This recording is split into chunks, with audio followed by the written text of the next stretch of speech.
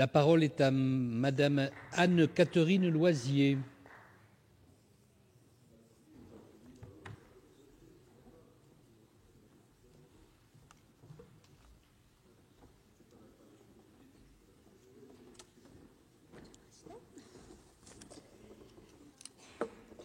Monsieur le Président, Madame la Ministre, Monsieur le rapporteur, mes chers collègues, je tiens à remercier la Commission des Affaires sociales, son président Alain Milon et mon collègue Jean-Marie Van Lerenbergh, rapporteur général, de permettre la tenue de ce débat. La qualité et la précision des rapports réalisés nous éclairent sur les choix et sur la politique publique de santé à tenir. La nouvelle sénatrice que je suis appréhendait une approche uniquement comptable et financière. Eh bien, je suis rassurée de constater que la Cour et vous-même, chers collègues, avez abordé le sujet avec humanisme, privilégiant l'égal accès à des soins de qualité. Car il faut le redire, c'est une grande chance pour la France d'avoir aujourd'hui un taux de natalité parmi les tout premiers d'Europe. Dans ce vieux continent où de nombreuses femmes travaillent, où l'organisation familiale devient plus complexe, où la politique nataliste est parfois malmenée, les Françaises sont fort heureusement encore nombreuses à vouloir enfanter. 811 000 naissances ont été enregistrées en 2013 par l'INSEE, soit un taux de fécondité de plus de 2 enfants par femme, quand la moyenne européenne atteint péniblement les 1,58. Il est donc primordial de renforcer les politiques natalistes et l'accompagnement adapté des femmes enceintes. Les restructurations engagées dès 1998 ont été difficiles sur les territoires, et le mot est faible. Mais elles étaient nécessaires pour mieux maîtriser les coûts et surtout pour atteindre une meilleure sécurité, pour proposer une meilleure sécurité aux patients. Je ne reviendrai pas sur l'ensemble des enseignements des rapports, ce que mes collègues ont très bien fait, mais je m'attarderai sur 2 sujets et tout d'abord sur les réseaux d'accompagnement. Suite aux restructurations, ces réseaux d'accompagnement se sont développés et ont, je crois, fait la preuve de leur adaptabilité, de leur capacité à répondre aux difficultés, notamment celles liées à l'éloignement en zone rurale isolée.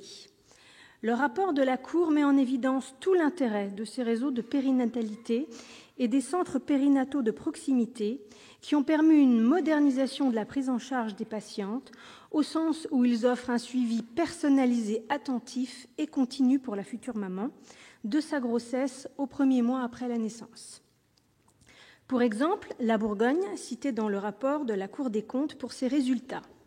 En Bourgogne, malgré la fermeture de près d'une maternité sur 3 entre 1998 et 2003, cette région affiche aujourd'hui des résultats remarquables, inférieurs à la moyenne nationale en matière de mortalité maternelle, de taux de mortalité périnatale et infantile.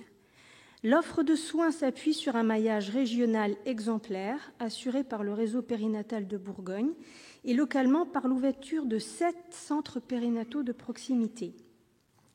Le réseau périnatal, créé en 2012, s'est déployé pour associer tous les professionnels de la périnatalité.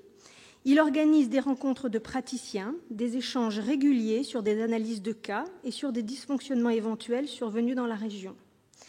Un dossier obstétrico-pédiatrique commun à tout le département permet d'optimiser la prise en charge et de traiter le cas de la parturiente ou du nouveau-né dans les plus brefs délais.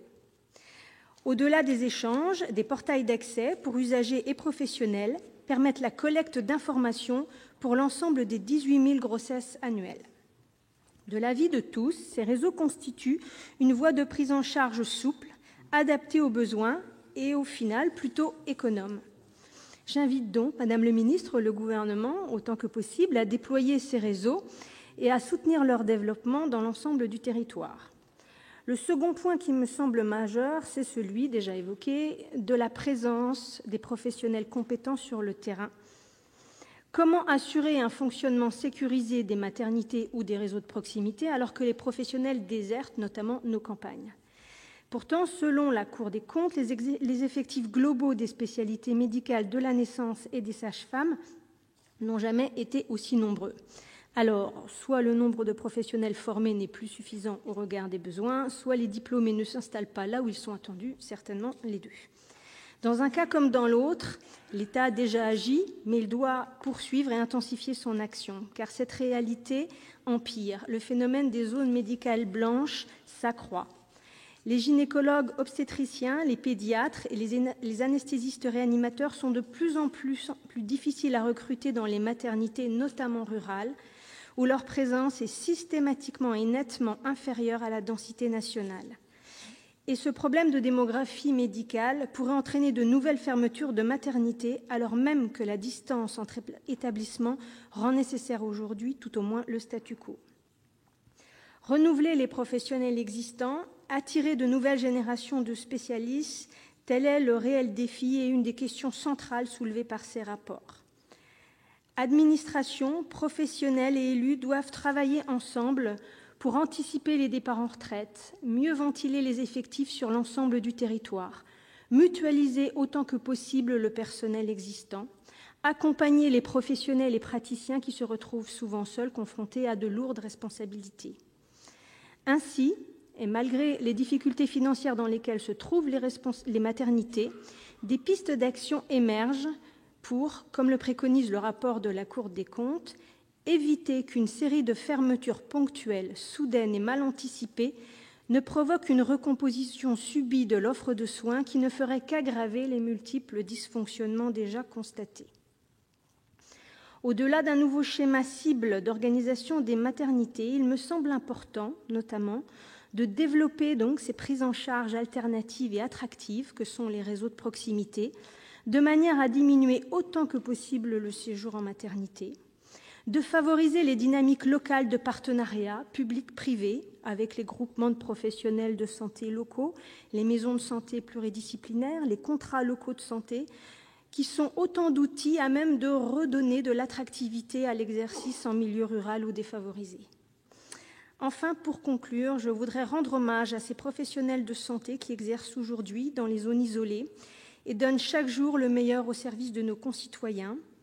Je voudrais saluer le sens des responsabilités, du service, le dévouement, voire même l'abnégation qui les anime au quotidien. Je vous remercie de votre attention. Merci, ma chère collègue.